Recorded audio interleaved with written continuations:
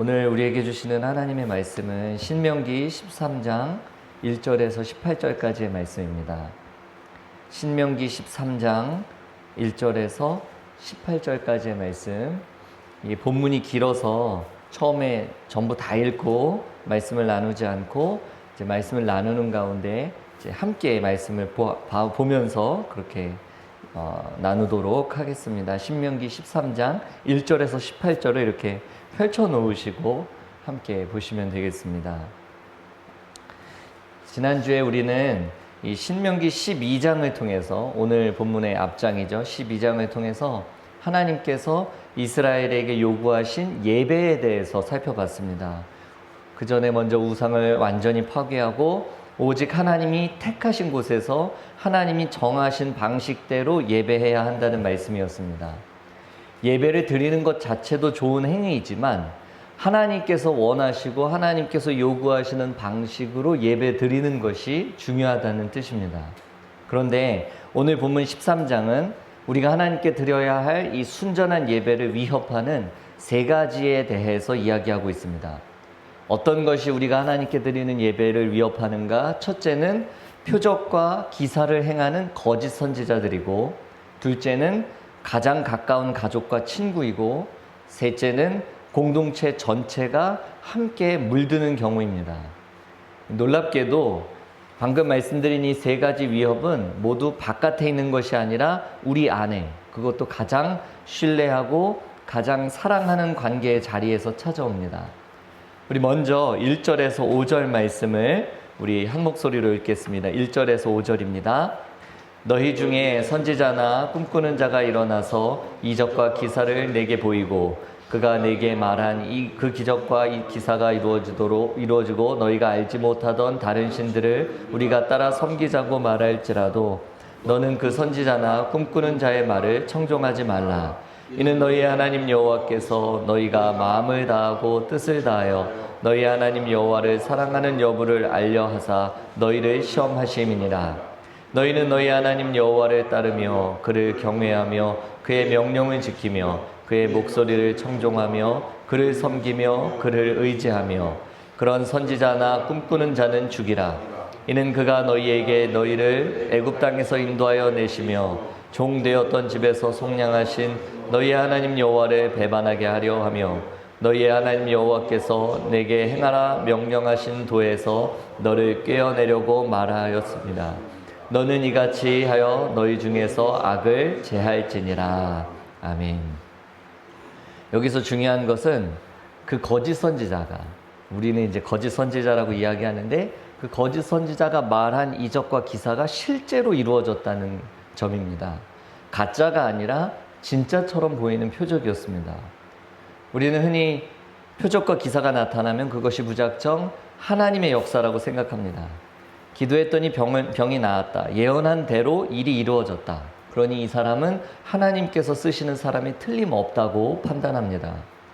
그러나 하나님은 표적이 이루어지는 것과 그 사람이 참되다는 것을 다르게 보십니다. 오히려 표적과 기사조차도 얼마든지 우리를 시험하는 마귀의 유혹이 될 수 있기 때문입니다. 예수님도 마태복음 24장에서 마지막 때에 거짓 그리스도와 거짓 선지자가 일어나서 큰 표적과 기사를 보여주며 할 수만 있다면 택하신 자들도 미혹하려 한다고 경고하셨습니다.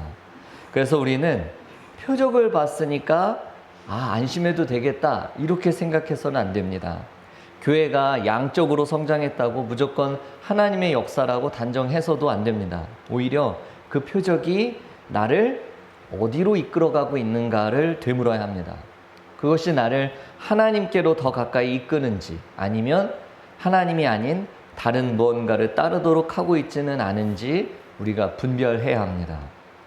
은사와 능력이 화려할수록 오히려 더 조심스럽게 살펴야 합니다. 왜냐하면 사탄은 언제나 우리에게 그럴듯한 것으로 다가오기 때문입니다. 완전히 틀린 모습으로, 완전히 어긋난 모습으로, 완전히 혐오스러운 모습으로 우리에게 다가오지 않기 때문입니다. 그럴듯한 것이 늘 나를 흔들기 때문에 위험합니다. 계속해서 6절부터 11절 말씀을 보겠습니다. 6절에서 11절입니다. 내 어머니의 아들 곧 내 형제나 내 자녀나 내 품의 아내나 너와 생명을 함께하는 친구가 가만히 너를 꾀어 이르기를 너와 내 조상들이 알지 못하던 다른 신들 곧 내 사방을 둘러싸고 있는 민족 혹 내게서 가깝든지 내게서 멀든지 땅 이 끝에서 저 끝까지에 있는 민족의 신들을 우리가 가서 섬기자 할지라도 너는 그를 따르지 말며 듣지 말며 긍휼히 여기지 말며 애석히 여기지 말며 덮어 숨기지 말고 너는 용서 없이 그를 죽이되 죽일 때에 내가 먼저 그에게 손을 대고 후에 뭇 백성이 손을 대라. 그는 애굽 땅 종되었던 집에서 너를 인도하여 내신 네 하나님 여호와에게서 너를 꾀어 떠나게 하려 한 자이니 너는 돌로 쳐 죽이라. 그리하면 온 이스라엘이 듣고 두려워하여 이 같은 악을 다시는 너희 중에서 행하지 못하리라. 앞서서 1절에서 5절이 거짓 예언자들의 위협이었다면 지금 6절에서 11절은 훨씬 더 가까운, 그래서 훨씬 더 아프고 더 위험한 위협입니다. 방금 읽었던 이 부분은 형제, 자녀, 사랑하는 아내, 생명과도 같은 친구까지 일부러 가장 가깝고 가장 사랑하는 관계들을 하나하나 나열하고 있습니다. 그리고 가장 가까운 그 관계가 가만히 즉 은밀하게 나를 유혹해서 넘어뜨릴 수도 있다고 말씀하고 있습니다. 우리는 종종 신앙의 어떤 가장 큰 위협이 나와 상관없는 사람, 낯선 세상에서 우리에게 온다고 생각합니다. 그러나 사실 신앙이 흔들리는 가장 위험한 순간은 가장 사랑하는 사람이 은밀하게 우리 이렇게 하자, 우리 이 정도는 괜찮지 않아? 이번 딱 한 번뿐이야 라고 속삭일 때입니다. 배우자가, 자녀가, 가장 친한 친구가 나를 하나님께로부터 슬며시 멀어지게 할 때 우리는 사랑이라는 이름으로 그것을 용납하고 싶은 유혹을 받습니다. 그러나 하나님은 우리에게 단호하게 말씀하십니다. 긍휼히 여기지 말며 애석히 여기지도 말며 덮어서 숨기지도 말라고. 사랑하는 관계라는 이유로 신앙의 유혹과 타협을 은근히 덮어버리지 말라는 것입니다. 아브라함이 사랑하는 독자 이삭을 모리아산에서 번제로 드리라는 명령 앞에 섰던 장면을 기억합니다. 이삭은 아브라함에게 있어서 노년에 얻었던, 100세에 얻은 말 그대로 목숨과도 같은 아들이었습니다. 그러나 하나님은 그 가장 사랑하는 존재보다 하나님이 우선이어야 함을 아브라함에게 기대하셨습니다. 우리 신앙의 우선순위는 이처럼 가장 사랑하는 관계 앞에서 가장 선명하게 드러납니다. 사랑하는 성도 여러분, 우리가 붙들어야 할 진리가 바로 여기에 있습니다. 가족을 사랑하지 말라는 것이 아닙니다. 오히려 가족을 진정으로 사랑하는 길은 그 가족이 나를 하나님으로부터 멀어지게 할 때 분명히 아니요 라고 말할 수 있는 것입니다. 가족만 이야기하니까 가족에게만 해당되는 거라고 생각하시면 안 됩니다. 나와 친한 친구, 나와 어려서부터 함께 자란 중마고 같은 좋은 친구들이 여러분 곁에 있을지라도 그 친구들에게 아닐 땐 아니오라고 말할 수 있는 것이 그 사람을 진정으로 사랑하는 길입니다. 가족이든 친한 친구이든 또는 내가 사귀고 싶은 혹은 사귀고 있는 이성이든지 간에 관계를 지키기 위해서 내 신앙을 양보하는 것이 아니라 신앙을 지킴으로써 그 관계까지 참되게 할 수 있음을 우리가 믿어야 합니다. 마지막으로 12절부터 18절 말씀을 보겠습니다. 12절에서 18절 말씀입니다.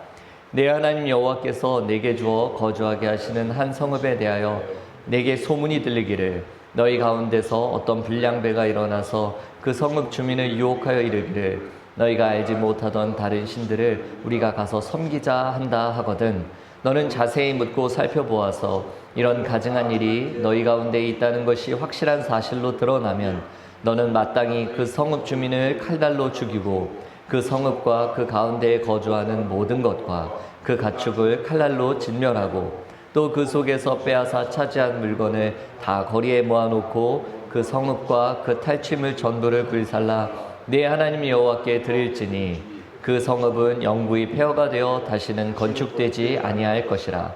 너는 이 진멸할 물건을 조금도 내 손에 대지 말라. 그리하면 여호와께서 그의 진노를 그치시고 너를 긍휼히 여기시고 자비를 더하사 내 조상들에게 맹세하심 같이 너를 번성하게 하실 것이라. 내가 만일 내 하나님 여호와의 말씀을 듣고 오늘 내가 내게 명하는 그 모든 명령을 지켜 내 하나님 여호와의 목전에서 정직하게 행하면 이같이 되리라. 앞서서 두 가지의 위협이 개인과 또 가까운 관계의 문제였다면, 방금 읽었던 이 본문에서는 공동체 전체가 물드는 경우로 이야기하고 있습니다. 한 성읍 전체가 우상숭배로 돌아설 때 하나님은 그럴 수도 있지 뭐 라고 결코 대충 넘기시지 않습니다.